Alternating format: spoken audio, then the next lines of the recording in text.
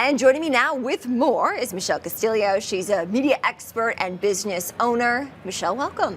Thanks for having me. It's great to have you back on the show here. Big news for Meta yesterday. How would a standalone AI app help Mark Zuckerberg in reaching his goal of being a leader in this space by year end? So Meta actually has its own AI system that is developed. It's called Llama.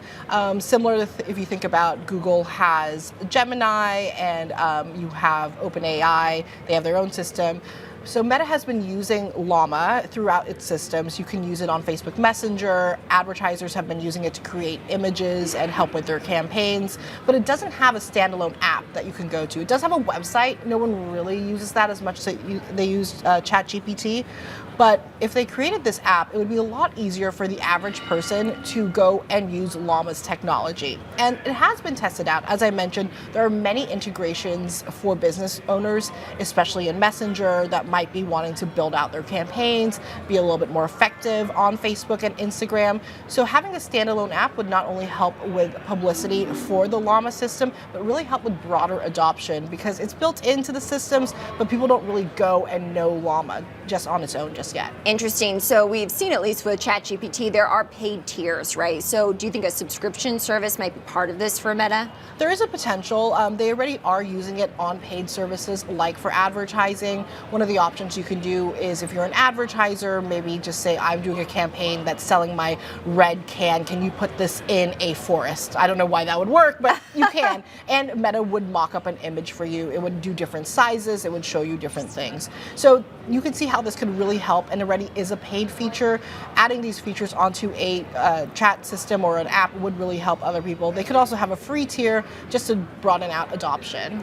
So the information in other Meta news, Michelle, because there has been a lot on the docket just in the past 24 hours or so, the information reporting that Meta is considering spinning off Reels to better compete with TikTok. What do we know about that? So there was an internal meeting where Instagram CEO mentioned this project called Project Ray, which would be the spin-off of Instagram Reels. I'm sure you've been on Instagram recently and see how crowded your feed is. It's mostly video now, and a lot of people want to go back to that image-based Instagram experience. Moving Reels off into its own app would give Meta not only that user satisfaction back on Instagram, it would give them a chance to build revenue on a direct TikTok competitor, since Reels is the more one-to-one like for TikTok.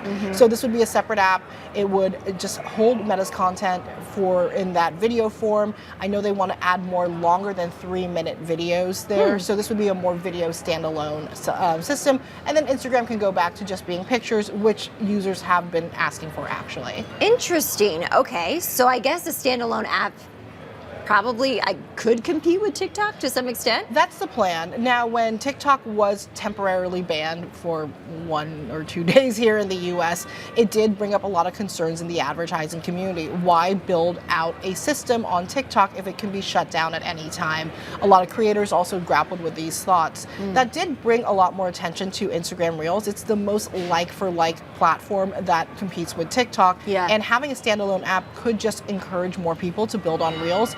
Reels is also paying creators to create content just for that app. So, I'm sorry, just for that feature. So it makes sense that they would create a standalone and also bring in that advertising dollar. So let's take a gut check on TikTok, because you mentioned earlier it's been in the news a lot. Of course, there was a ban. We're waiting to see its future. Where does its future currently stand? It's still a little murky. We do know that President Donald Trump seems to be in favor of a deal that would allow some U.S. ownership. He's thrown out a few names. Microsoft, for example. You might remember back in 2020, Microsoft, Walmart, and Oracle did try to buy TikTok. That deal fell through. He threw out Elon Musk. There's a couple other names. The owner of the Dodgers, the Los Angeles Dodgers, for example, is interested in buying TikTok without that algorithm. Now, where the sticking point is that the Chinese government, while they are willing to make some sort of deal, is not willing to give up that valuable algorithm that TikTok is known for. And that's really what what the value of TikTok is. So any deal that the Chinese government will approve will not include that valuable algorithm or that technology. And so that makes it a little less appealing to American buyers. And on the American side, a lot of these companies who want to buy TikTok want to make sure that Trump will actually approve this deal. So there is a little hesitancy. There are names being floated around, but it will require both parties, both Trump's approval and the Chinese government, before a deal will go through. I am pretty confident, though, that TikTok will stay. You saw the outrage when TikTok went away, and it does seem that Trump is a little bit more amenable to flexible terms. So one more question for you, Michelle, just in terms of how much time we have left. Meta also in the news yesterday, and this was on news, that it is in talks to raise $35 billion for data center financing led by Apollo. How could this help specifically when it comes to AI? So Zuckerberg did say he was going to invest about $65 billion this year in building out data centers. $10 billion is actually going to go to a plant in Louisiana. AI takes a lot of computing power, and this is something that all technology companies are grappling with. As I mentioned, back to the llama conversation, Meta has its own AI system. It needs to build out its own centers, and it really needs that computing power. If they want to be the leader, they need to have all this technology to support that system, and that's really where this investment is going. Now, you might not have heard of llama that much, but I do know from my talks with advertisers and those in the AI community, people are building for a llama-led future. Just because we know ChatGPT doesn't mean that that's the only system in play. So people are actually investing quite a bit in building on llama, building on OpenAI system, and building on Google system, just in case one emerges the leader. They're prepared for that future. Michelle Castillo, a true media expert here with all of the breakdowns. We should add technology to that as well. Michelle, and a business owner, thank you as always for joining. Thanks for joining me.